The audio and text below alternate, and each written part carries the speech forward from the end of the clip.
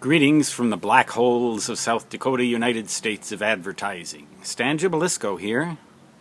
I was reading my favorite blog, and there was some really catty gossip on that blog, and I was motivated to write a little rant about how, basically it was about how women certainly do not hold any monopoly on catty gossip. As demonstrated by that thread in that blog. I will not identify it at this time, but I will identify a book that I would recommend that all of us read, and it is called The Little Black Book. No, more seriously, it is called Our Endangered Values by Jimmy Carter. Remember Jimmy Carter? He was President of the United States from 1976 to 1980, and it seems that the times that we were going through back then kind of resemble the times we're going through right now. We could get into a lot of politics about who's responsible for all of this and all of that, but in the end, we've just got to deal with it. Our endangered values. If you've listened to religious radio stations, which I occasionally like to do, because sometimes they have some good advice on there. A lot of times they have a lot of really weird stuff too, but they oftentimes talk about our moral decay. Our moral decay.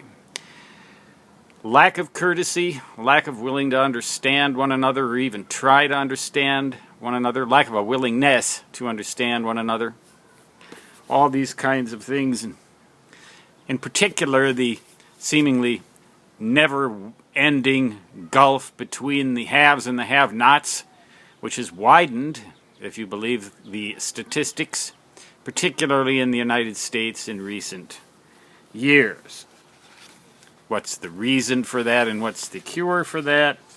Well, a lot of people have theories, including Jimmy Carter in this little black book. I like to go into bookstores, sometimes even antique shops or free clothing stores, things like that.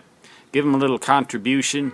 The library sometimes discards old books that they think are not going to be looked at anymore, like Our Endangered Values. Well, it's a beautiful book in beautiful condition right now for me. I don't know when it was published, though. It's probably since he was president. Copyright 2005. That's pretty recent. I'm amazed.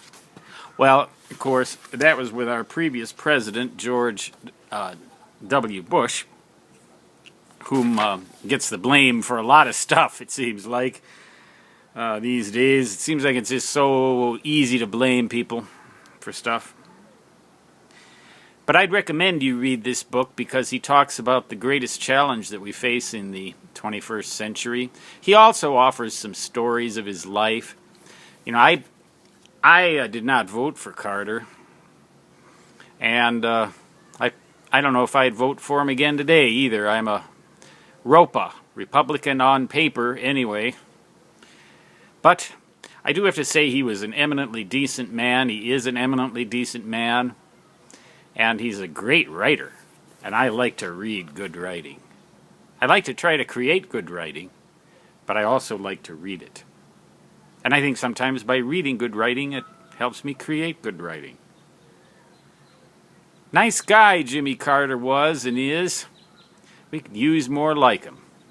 Stan Gibilisco, signing off for now.